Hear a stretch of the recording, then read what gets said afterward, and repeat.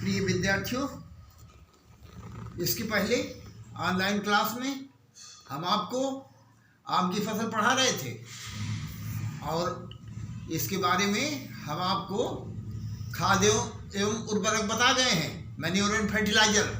इसी क्रम में हम आगे बढ़ते हैं और आज हम आपको सिंचाई यानी इरिगेशन के बारे में बताते हैं। ध्यान से समझिएगा। आम की अच्छी फसल लेने के लिए सिंचाई बहुत ही आवश्यक है। बड़े पेड़ों की सिंचाई दिसंबर जनवरी में 20 से 25 दिन के अंतर पर करते हैं। यहाँ इस बात का ध्यान रखना चाहिए कि जब पेड़ों पर बौर आ रहा हो यानी फूल आ रहे हों तब सिंचाई नहीं करनी चाहिए, क्योंकि इस समय सिंचाई से फसल पर बुरा प्रभाव पड़ता है।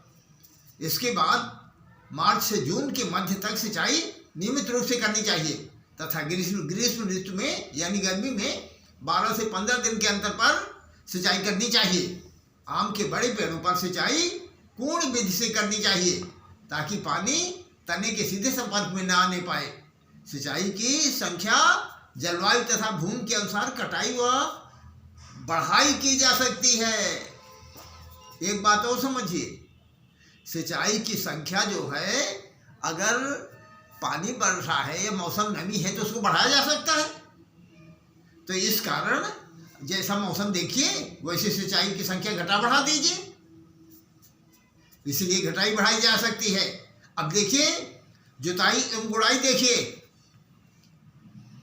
वर्ष में कम से कम 2 बार जुताई तथा दिसंबर में आम के थालों की सफाई व गुड़ाई अवश्य करनी चाहिए।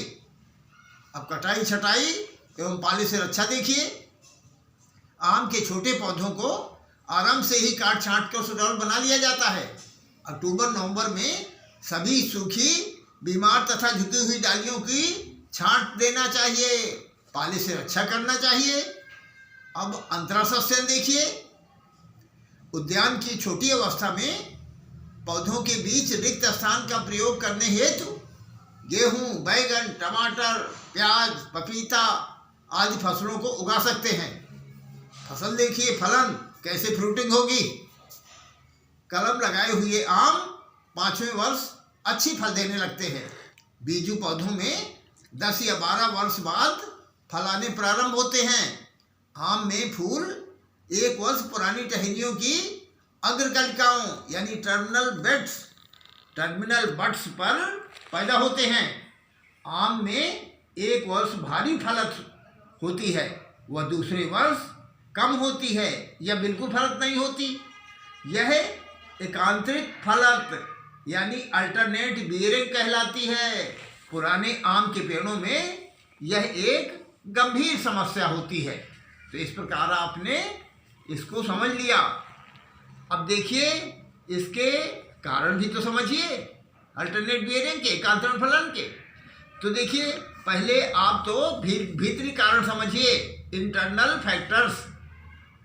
नंबर 1 है, आपको मैं कई पॉइंट बताऊंगा, ध्यान से सुनते जाइए, समझते जाइए। फलत की आदत। ऊपर आप पहले ये समझ लीजिए कि भीतरी और बाहरी दोनों कारण बताऊंगा मैं। तो पहले भीतरी कारण ही आप समझ रहे हैं, तो कुछ तो फलत की आदत होती है। तो कैसे फलत की आदत होती है आप ये समझिए।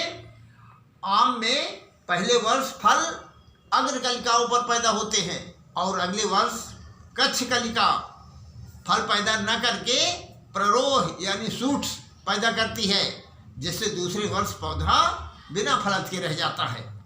तो ये फलत की आदत है। दूसरा देखिए, अगला पॉइंट, नई वृद्धि करने की आदत।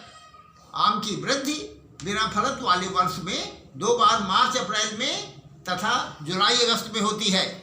इसी प्रकार नर तथा मादा फूलों, आप जानते हैं ना, नर तथा मादा फूलों का अनुपात। अब इसको ध्यान समझिए। जिन किस्मों में मादा फूल की अपेक्षा नर फूल अधिक होंगे उनमें फल प्रत्येक वर्ष पैदा होंगे। इसी प्रकार कार्बन तथा नाइट्रोजन का अनुपात, CN रेशियो। तो देखिए जब पौधों में नाइट्रोजन की अधिकता होती है तो फलत ना होकर नई वृद्धि अधिक होती है। इसी प्रकार और ध्यान दीजिए, हार्मोन की कमी होने से फूल कम पैदा होते हैं। तो ये सब भीतरी कारण हो गए। अब बाह्य कारण समझिए आप, जैसे प्रकाश, तापमान, वर्षा एवं वायु, कीट व रोग। तो पहले आप प्रकाश समझिए। प्रकाश की उपलब्धता कम होने पर फलत कम होती है। तापमान, अधिक तापमान हानिकारक है। 70 से 80 डिग्री फ़ारेनहाइट तापमान अच्छी फलत के लिए उचित माना जाता है। वर्षा एवं वायु, फूलने के समय तेज वर्षा, आंधी, तूफान, ओला फूल और फल दोनों को नष्ट कर देते हैं। इसी प्रकार कीट व रोग, इनका प्रकोप कम फलत के लिए उत्तरदायी है। अब आप एकांतरित फलत के नियंत्रण के उपाय समझिए। कैसे आप अल्टरनेट बीयरिंग को कंट्रोल करेंगे? तो देखिए, सबसे पहले तो आप कर्षण क्रियाएं, इस पर ध्यान दीजिए। पौधों की नई वृद्धि के लिए जुताई, खाद, सिंचाई सुचारू रूप से करनी चाहिए। फूलों का विरलीकरण, थिनिंग ऑफ फ्लावर्स, आम की एकांतरित फलत रोकने के लिए फूलों का विरलीकरण करना आवश्यक है। मूल कृंतन, बाल कृष्ण मूर्ति तथा जोगी राजू के अनुसार इन वैज्ञानिकों ने बताया है, जड़ें कृंतन या वलयन करने से आम में भारी फलत पैदा की जा सकती है। इस कार्य में पौधों के तने के चारों ओर 60 से 75 सेंटीमीटर स्थान की मिट्टी को 10 से 15 सेंटीमीटर गहराई तक उठा लिया जाता है, जिससे सभी छोटी जड़ें कट जाती हैं। यह क्रिया फूल आने के 1 माह पहले करते हैं। कुछ समय बाद इस खाली स्थान का खाद तथा मिट्टी के मिश्रण से भरकर हल्की सिंचाई कर देते हैं। इसी प्रकार पौधों को खाद्य पदार्थ अच्छी तरह से देना चाहिए। पौधों का अंतरण, स्पेसिंग ठीक होना चाहिए। बाग को गर्म तेज हवा तथा पाले से बचाना चाहिए। कीटों व रोगों का नियंत्रण करना चाहिए। कृंतन द्वारा उद्यान को साफ रखना चाहिए। वृद्धि कम होने पर नाइट्रोजन उर्वरक प्रयोग करना चाहिए। तो अब आप प्रश्न लिख लीजिए, जिसका कि उत्तर लिख करके हमारे पास आपको भेजना है। तो लिखिए, पहले आप ध्यान से सुनिए। पहला प्रश्न तो ये है, हम बोल रहे हैं आम की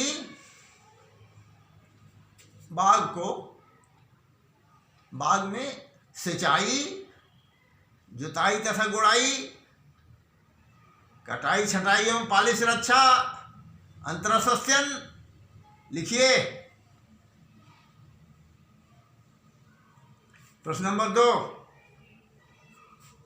आम में फलन, इसके दोनों कारण लिखिए। भीतरी कारण एवं बाह्य कारण लिखिए। देखिए, सभी वीडियोज को, लेटेस्ट वीडियोज को प्राप्त करने के लिए आपको हमारे चैनल को सब्सक्राइब करना चाहिए, ताकि सभी लेटेस्ट वीडियो भी आपको प्राप्त हो जाए। धन्यवाद।